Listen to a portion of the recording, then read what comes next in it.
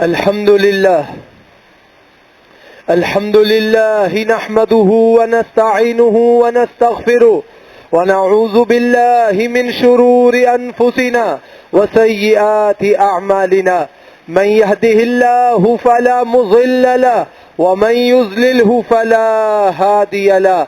وأشهد أن لا إله إلا الله وحده لا شريك له وأشهد أن محمدا عبده ورسوله صلى الله عليه وسلم.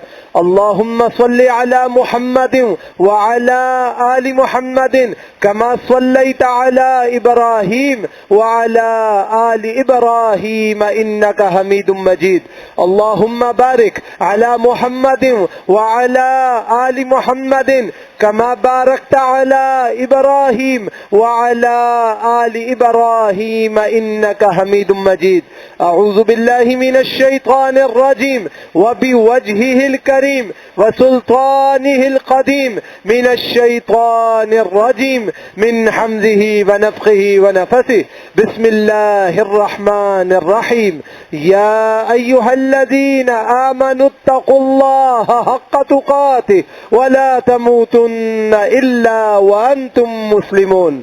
يا أيها الذين آمنوا اتقوا الله وقولوا قولا سديدا يصلح لكم أعمالكم ويغفر لكم ذنوبكم ومن يطع الله ورسوله فقد فاز فوزا عظيما. يا أيها الناس اتقوا ربكم الذي خلقكم من نفس واحدة وخلق منها زوجها وبث منهما رجالا كثيرا ونساء.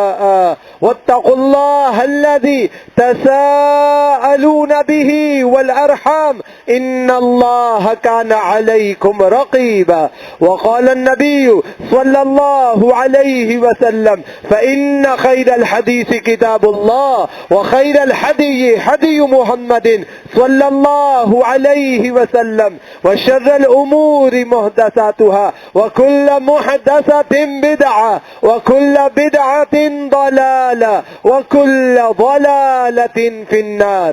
أما بعد قال الله سبحانه وتعالى أعوذ بالله من الشيطان الرجيم. بسم الله الرحمن الرحيم. قد أفلح من تزكى وذكر اسم ربه فصلى. وعن ابن عمر رضي الله تعالى عنه قال أن رسول الله صلى الله عليه وسلم فرض زكاة الفطر من رمضان على الناس صاعا من تمر أو صاعا من شعير على كل حر أو عبد ذكر أو أنثى من المسلمين. أما بعد، مختصر سی حمد اور ثنا کے بعد رمضان المبارک کا آخری جمعہ بإذن اللہ جاری و ساری ہے. اللہ سبحانہ و تعالی سورۃ الاعلی آیت نمبر 14 اور 15 میں ارشاد فرما رہا ہے قد افلح من تزکا. کامیاب وہ شخص ہوگا جس نے اپنا تزکیہ نفس کیا، اپنے آپ کو پاک کیا. پاک کس طریقے سے کیا جائے گا اس طریقے کی خود وضاحت فرمائی. وذکر اسم ربہ فصلی. پاکی کا طریقہ یہ ہے کہ وہ اس نے اللہ کا ذکر کیا اور اللہ رب العالمین کا ذکر کرنے کے بعد نماز کا اہتمام کیا. تو جو نماز کا اہتمام کرنے والا ہے، ذکر اللہ کا اہتمام کرنے والا ہے، گویا کہ وہ اپنا تزکیہ پیش کرنے والا ہے، اور اس تزکیہ پیش کرنے والے کے بارے میں اللہ کہتا ہے کہ یہ کامیاب اور کامران ہوا. تو اللہ سبحانہ و تعالیٰ کے ہاں کامیابی اور کامرانی کو پانے کے لیے شرط معینہ یہ ہے کہ انسان اللہ سبحانہ و تعالیٰ کی بتائے ہوئے طریقت کے مطابق اپنے آپ کو چلائے. جناب عبد الرحمن بن عوف رضی اللہ تعالیٰ عنہ حدیث کے راوی ہیں، اور جناب عبداللہ ابن عمر رضی اللہ تعالیٰ عنہ سے بھی روایت ہے.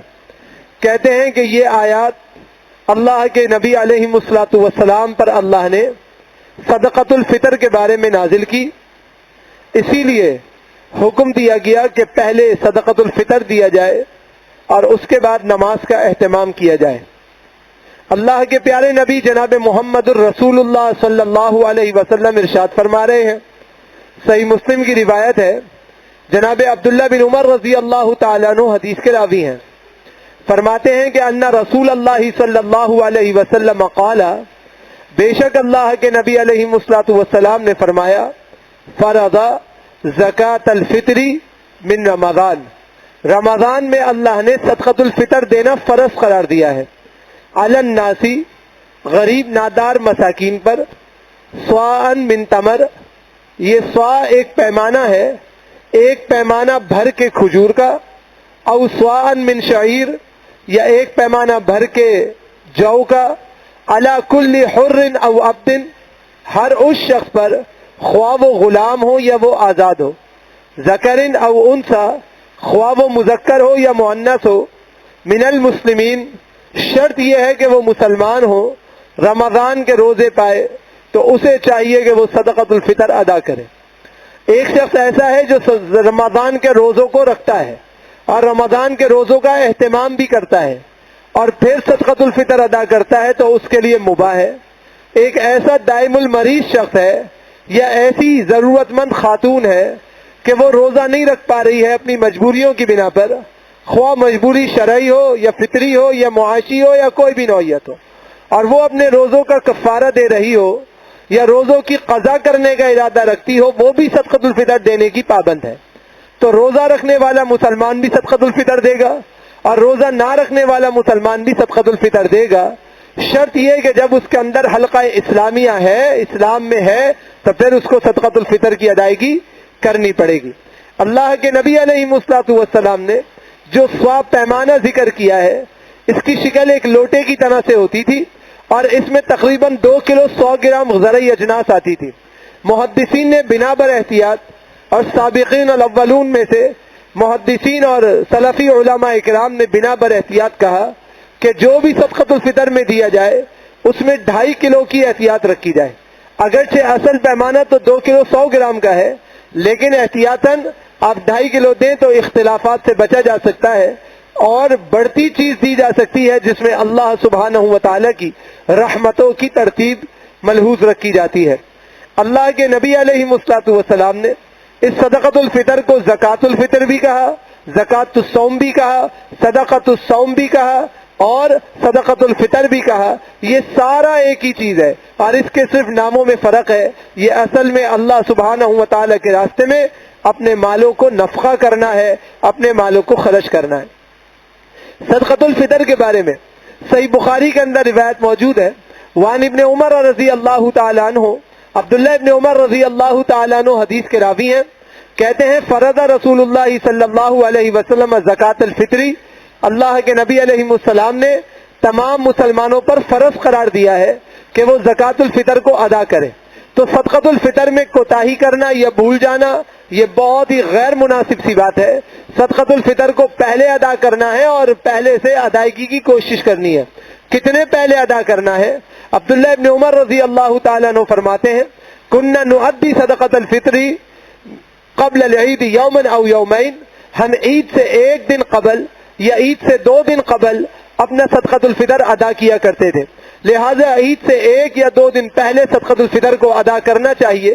اللہ کے پیارے نبی جناب محمد الرسول اللہ صلی اللہ علیہ وسلم کی صحیح احادیث سے یہ مسئلہ ثابت ہوتا ہے، لہذا صدقۃ الفطر پہلے ادا کیا جائے، انتظار نہ کیا جائے کہ ہم نماز کے لیے جائیں گے تو باہر لگے ہوئے اسٹالوں کو دیں گے، وہ اسٹال والے خرچ کریں گے بعد نماز عید، تو عید والے دن جو غریب محتاج ہے اس کا چولہا تو جلا نہیں، وہ تو روڈ پہ آ گیا، سڑکوں پہ آ گیا اور ضرورت مند بن کے لوگوں سے فنڈنگ اپیل پہ آ گیا۔ لہذا شریعت نے اس بات کو پسند کیا کہ 1 دن یا 2 دن پہلے صدقۃ الفطر کو ادا کیا جائے تاکہ عید والے دن کسی مسلمان کو فنڈنگ اپیل نہ کرنی پڑے اور کسی مسلمان کو دوسرے مسلمان کے آگے ہاتھوں کو نہ پھیلانا پڑے۔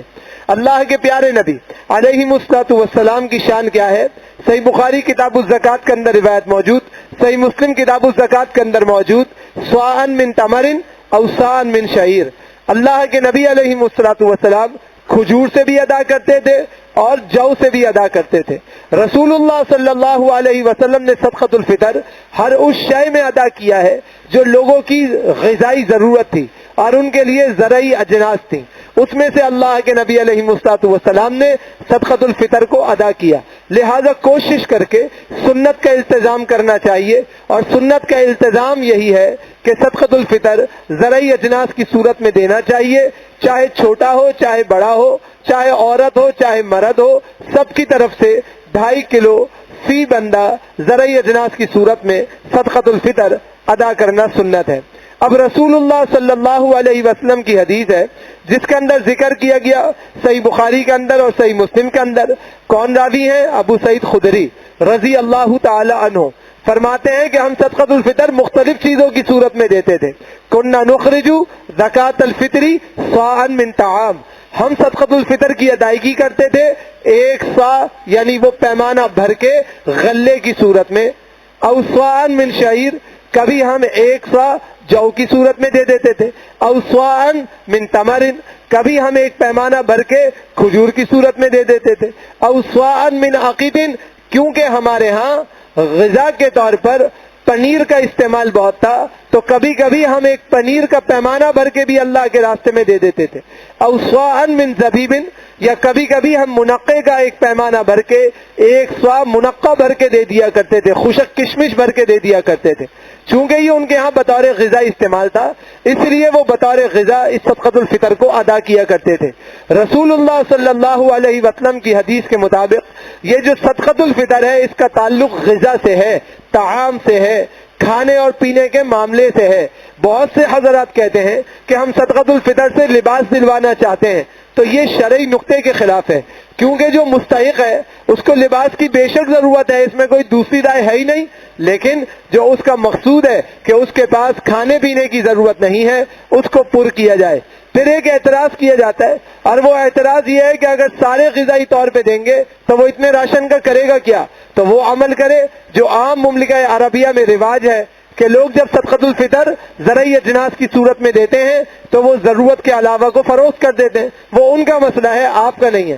آپ کوشش کریں صدقۃ الفطر سنت کے مطابقت میں ادا کریں، اور سنت کا طریق یہ ہے کہ وہ زرعی اجناس کی صورت میں دیں یا کھانے پینے کی صورت میں دیں، تاکہ اس ضرورت مند کی ضرورت پوری ہو، اور وہ عید والے دن وہ عمل نہ کرے جو ہمارے عیدگاہوں کے باہر ہوتا ہے کہ خواتین بچیاں کھڑی ہیں، فنڈنگ اپیل ہو رہی ہے، محتاج غریب نادار حضرات کھڑے ہیں، فنڈنگ اپیل ہو رہی ہے، اور ہم نئے کپڑے پہن کے بڑے مزے سے کھا پی کے جا رہے ہیں، اور وہ بیچارہ رو رہا ہے کہ میرے گھر میں کھانے کے لیے بھی کچھ نہیں، میرے گھر میں پینے کے لیے بھی کچھ نہیں، میں آج عید والے دن بھی بھوکا ہوں، میں آج عید والے دن بھی ننگا ہوں۔ یہ ساری نوعیت اس لیے ہے کہ صدقۃ الفطر پہلے ادا نہیں کیا جاتا۔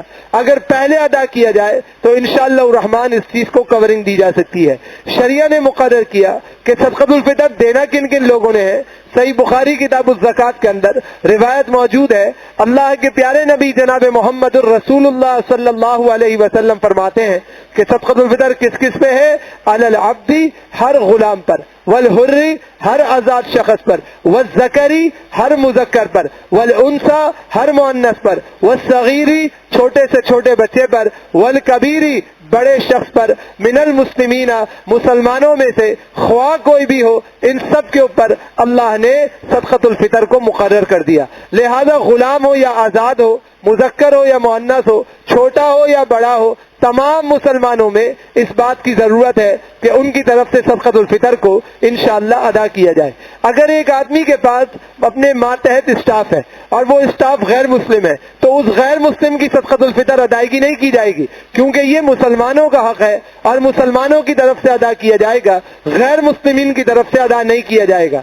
اگر ایک باس اپنے اسٹاف کی طرف سے اب صدقۃ الفطر ادا کرنا چاہے تو کوئی حرج نہیں، شرعی طور پہ بالکل جائز ہے، لیکن نان مسلم اسٹاف کی طرف سے صدقۃ الفطر ادا کرنا نہ تو درست ہے، نہ جائز ہے، نہ اس کا کوئی ثمرہ اور فائدہ ہے، اس لیے کہ صدقۃ الفطر خاص ہے مسلمانوں کے لیے، غیر مسلمانوں کے لیے نہیں ہے۔ دلیل یہ ہے کہ ان رسول اللہ صلی اللہ علیہ وسلم فرض زکوٰۃ الفطر صاعا من تمر او صاعا من شعیر علی کل حر او عبد ذکر او انثى من المسلمین۔ اللہ کے نبی نے مسلمانوں کے ساتھ خاص کیا ہے، یہ صرف مسلمانوں کی طرف سے دیا جائے گا، اس میں غیر مسلم شامل نہیں ہے۔ پھر ایک مسئلہ اور پیش کیا جاتا ہے، کیا ایک جگہ سے صدقۃ الفطر جمع کر کے دوسرے کسی جگہ پہ منتقل کرنا جائز ہے؟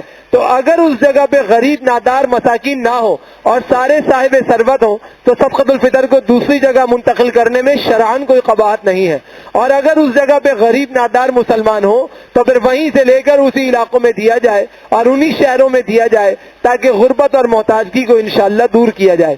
رسول اللہ صلی اللہ علیہ وسلم کی سنت کے مطابق عبداللہ بن عمر رضی اللہ تعالیٰ عنہ فرماتے ہیں ان النبی صلی اللہ علیہ وسلم امر بزکات الفطر قبل خروج الناس الى الصلاۃ، لوگ نماز کے لیے نکلیں اس سے پہلے تم صدقۃ الفطر کی ادائیگی کر دو۔ نماز کے لیے جاتے ہوئے ادا کرنا نہیں ہے، بلکہ نماز میں جانے سے قبل پہنچانا ہے کہ آپ پہلے ہی ادا کر کے فارغ ہو جائیں تاکہ جو ضرورت ہے اس ضرورت کو پورا کیا جا سکے۔ لہٰذا ایک دن پہلے یا 2 دن پہلے سنت کے مطابق صدقۃ الفطر ادا کر دینا چاہیے۔ صدقۃ الفطر کا مصرف کیا ہے اور اس کا مقصد کیا ہے؟ اس کا مقصد یہی ہے، فرض رسول اللہ صلی اللہ علیہ وسلم زکات الفطر طہرۃ للصائم من اللغو والرفث وطعمۃ للمساکین۔ سنن ابی داؤد کی صحیح روایت ہے، فرمایا صدقۃ الفطر اصل میں کیا ہے؟ روزے دار نے جو روزے کے اندر لغو کیا ہے، بےہودہ گوئیاں کر دی ہیں، رفث کر دیا ہے، گناہ کے معاملات کیے ہیں، اللہ تعالیٰ اس صدقۃ الفطر کے ذریعے اس کے گناہوں کو صاف کر دیتا ہے۔ تو یہ گناہوں کو صاف کرنے کا ذریعہ ہے روزے دار کے لیے، وطعمۃ للمساکین، اور مساکین کے لیے غذائی ضرورت کا ذریعہ ہے جس کو اللہ نے مقرر کیا ہے۔ لہٰذا یہ مساکین کے لیے طعمہ ہے اور صائمین کے لیے طہارت کا سبب ہے۔ جب صائمین طہارت کا معاملہ اختیار کرتے ہیں تو اللہ سبحانہ و تعالیٰ کے ہاں ان کے لیے بہت بلند و بالا درجہ ہو جاتا ہے۔ تو طہرۃ للصائم، روزے دار کے لیے پاکی کا ذریعہ، من اللغو والرفث، برائی سے اور گناہ سے بچنے کا۔ تو جب صدقۃ الفطر ادا ہوتا ہے تو باقی بچنے والی گناہ اور خطائیں اللہ سبحانہ و تعالیٰ اپنی رحمت سے درگزر کر دیتا ہے، معاف کر دیتا ہے اور درجے کو بلند فرما دیتا ہے۔ اس لیے صدقۃ الفطر کو ادا کرنا ضروری ہے اور اس کے لیے انسان کو چاہیے کہ بہت زیادہ کوشش کرے۔ اس کے بعد مسئلہ یہ ہے، اللہ رب العالمین قرآن کریم میں سورۃ الکوثر میں ارشاد فرما رہا ہے فَصَلِّ لِرَبِّكَ وَانْحَرْ، آپ پہلے اپنے رب کے لیے نماز پڑھیے، پھر آپ عید کے دن قربانی کیجیے۔ یہ عید الاضحیٰ کے ساتھ خاص ہے مگر حکم عید عام ہے، گویا کہ عید کے دن پہلے نماز پڑھنی ہے، اس کے بعد سارے کے سارے کام کرنے ہیں۔ عبداللہ ابن عباس رضی اللہ تعالیٰ عنہ حدیث کے راوی ہیں، سنن ابن ماجہ کی صحیح روایت ہے، فرمایا کہ ان ھذا یوم العید جعلہ اللہ للمسلمین فمن جاء الى الجمعہ فلیغتسل وان کان طیب فلیمص منہ وعلیکم السواک۔ اللہ کے نبی علیہ السلام نے جمعے کے اجتماع کو بھی بطور عید کے قرار دیا، فرمایا تم میں سے جو جمعے کے دن آئے اسے چاہیے کہ وہ نہائے، خوشبو لگائے، اور اگر اس کے پاس دانت صاف کرنے کے لیے مسواک ہو تو وہ اپنی مسواک کر کے آئے تاکہ منہ سے بھپکا نہ آئے۔ یہ جمعے کے دن کی نوعیت ہے، بیائی ہی عید کی نوعیت بھی یہی ہے کہ جب عید کے لیے آئے تو غسل کر کے آئے، اگر خوشبو دستیاب ہو تو خوشبو لگائے، اگر مسواک یا ٹوتھ برش موجود ہو تو دانتوں کو صاف کر کے آئے تاکہ منہ سے کوئی بھپکا نہ آئے۔ یہ رسول اللہ صلی اللہ علیہ وسلم کی سنت سے ثابت ہے۔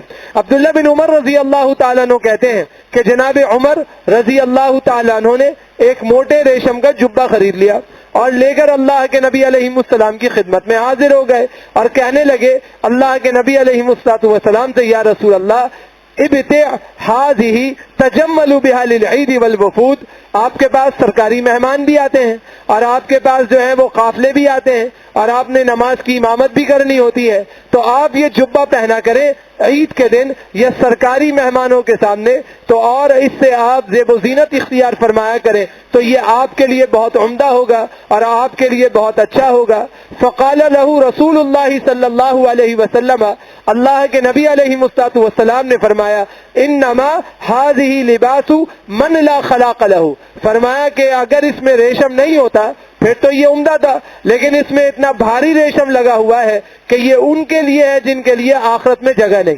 معلوم یہ ہوا کہ عید کے دن زیب و زینت کرنا تو ثابت ہے، مگر خلاف شرع لباس پہننا، خلاف اسلام لباس پہننا، مردوں کا ان لباس کا اہتمام کرنا جو طریقت سے ہی منع ہے، شریعت سے ہی منع ہے، اسلوب سے ہی منع ہے، اور ان کا اہتمام کرنا یہ بالکل غیر مناسب اور غیر پسندیدہ ہے، اس سے اجتناب کرنا چاہیے۔ ریشم کے کرتے پہننا، مرد حضرات کا ریشم کا لباس پہننا یہ بالکل غیر مناسب ہے، اس میں احتیاط کیا جائے۔ اور جو خواتین کے لیے رخصت ہے، خواتین جو چاہے پہنے، مگر مرد حضرات ان چیزوں سے اجتناب کریں جس سے شریعہ نے منع کیا ہے، تاکہ شریعت کی مطابقت میں ہی انسان کے لیے بقا اور خیر ثابت ہو جائے۔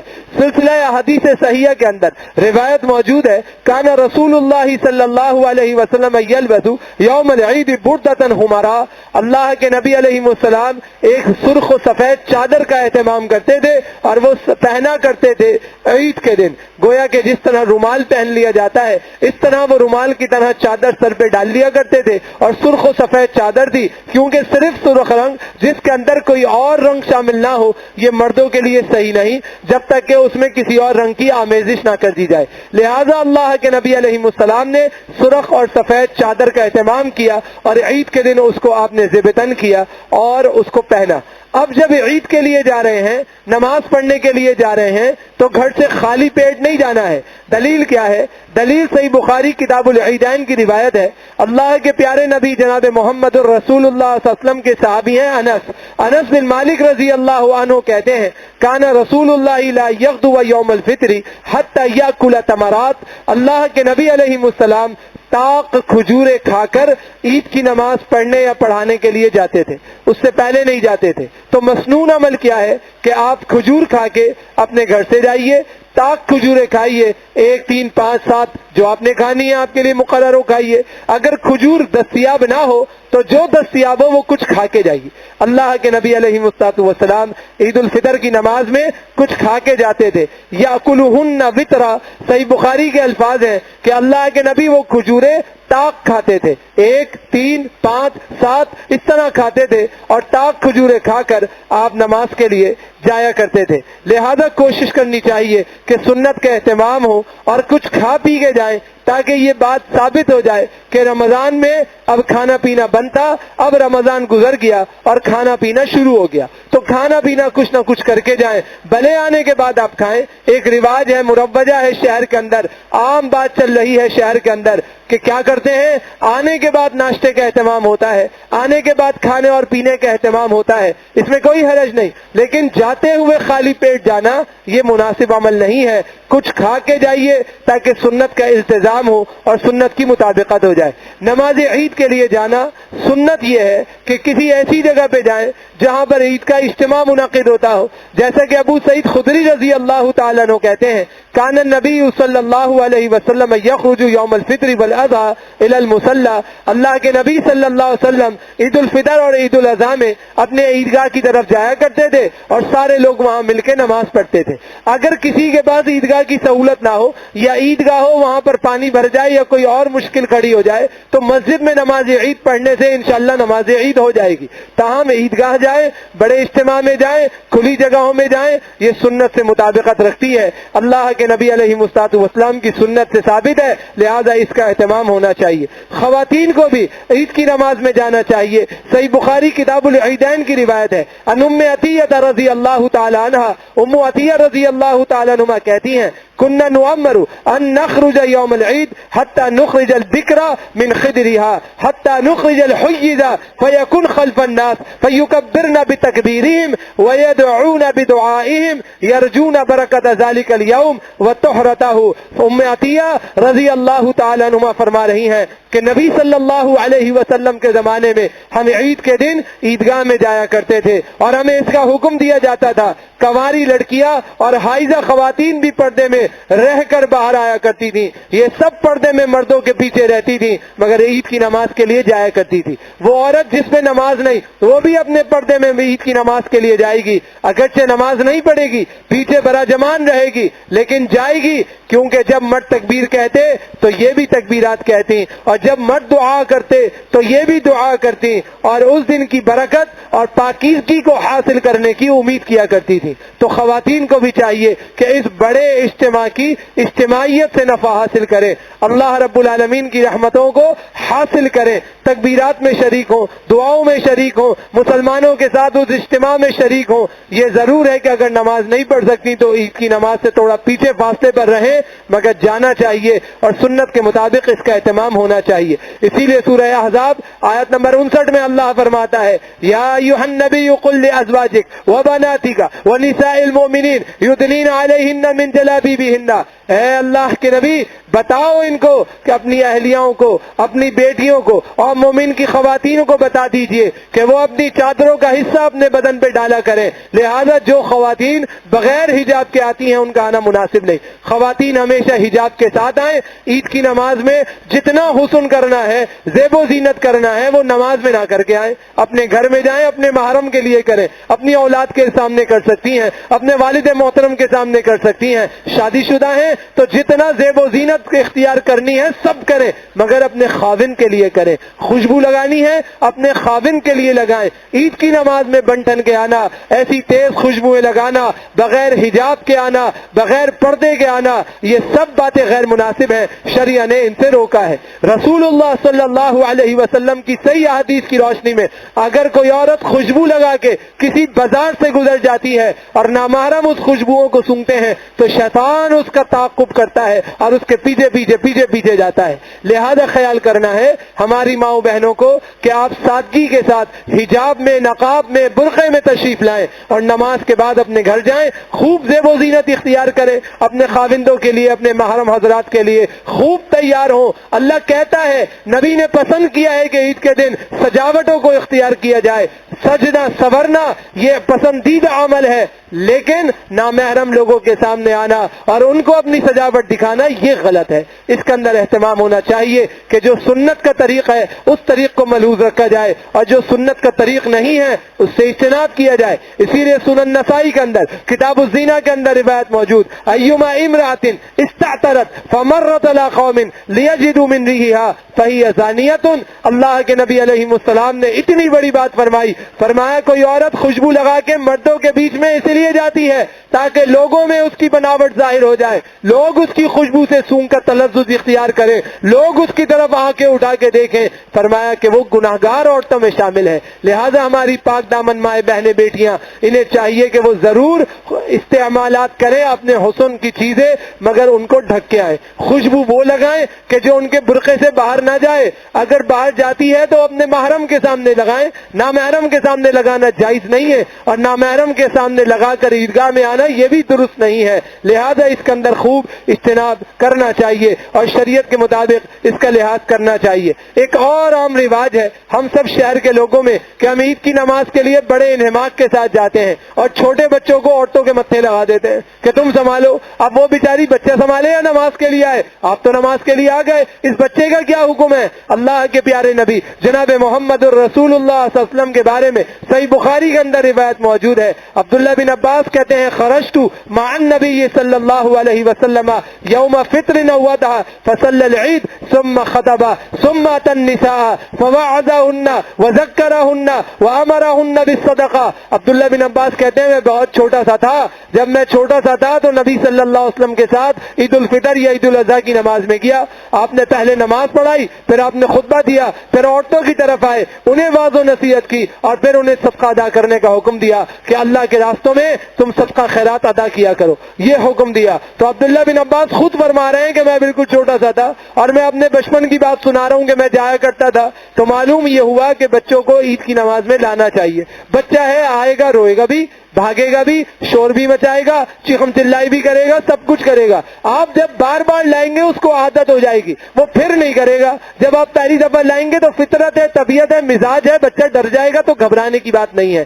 بچیاں خواتین میں رہیں، بچے مردوں میں رہیں، اور مرد اپنے ساتھ ان بچوں کو لے کر آئیں اور ان کو سمجھا کے لائیں، بتا کے لائیں کہ سب نماز پڑھیں گے اور پھر ایسے نماز ہوگی، آپ نے ساتھ ساتھ رہنا ہے، آپ نے نماز پڑھنی ہے، بچے کی تربیت کرنی ہے۔ پھر بھی بچہ روئے گا، بچہ بھاگے گا بھی، تو کوئی اس میں برا ماننے کی بات نہیں ہے اور اس میں کوئی گھبرانے کی بات نہیں ہونی چاہیے، اس لیے کہ عید کا دن ہے، بچہ آئے گا تو سیکھے گا۔ جب بچے کو آنے ہی نہیں دیں گے تو وہ سیکھے گا کیسے؟ اس لیے اس میں تحمل مزاجی ہونا چاہیے۔ بہت سے حضرات کی زبان سے یہ کلمہ نکلتا ہے کہ جب بچوں کو سنبھال نہیں سکتے تو لاتے کیوں ہو؟ یہ بات کہنا ہی غیر مناسب ہے، اس لیے کہ بچہ بچہ ہے، اگر اس کو سنبھالنا ممکن ہوتا تو وہ بڑا ہو جاتا، وہ بچہ کیسے ہوتا؟ وہ بچہ ہے، اس میں بچپنا ہے۔ اللہ کے نبی علیہ السلام کی صحیح احادیث سے جو مسئلہ ملتا ہے وہ یہ کہ اللہ کے نبی علیہ السلام سجدہ میں ہیں اور ابو امامہ آن کے آپ کے سر پہ بیٹھ گئی۔ ایک صحابی کہتے ہیں مجھے لگا رسول اللہ فوت ہو گئے، میں نے سر اٹھا کے دیکھا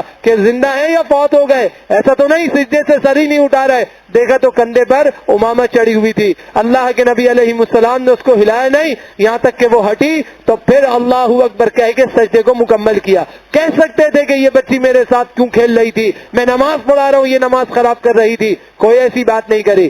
بچوں کو محبت دی، اتنی محبت دی کہ صحابہ اکرام میں بچوں کی کیفیت کیا ہے آپ صحیحین کا مطالعہ کریں، اللہ اکبر، آپ حیران رہ جائیں گے کہ رسول اللہ مدینہ میں آتے اور رسول اللہ مدینہ سے جاتے صلی اللہ علیہ وسلم تو بچوں کی قطار لگی ہوتی تھی۔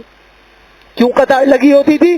بچوں کو باری باری سواری پر بٹھایا جاتا تھا، ایک بچہ آگے ایک بچہ پیچھے، اس طرح بچوں کو راؤنڈ کرایا جاتا تھا، سواری پہ بیٹھا جاتا تھا، سارے بچے گیٹ تک چھوڑنے جاتے تھے اور گیٹ سے استقبال کرتے تھے، انہیں پتا تھا کہ اللہ کے رسول صلی اللہ علیہ وسلم انہیں اپنے ساتھ بٹھائیں گے اور ان کے ساتھ تفریح کرتے تھے۔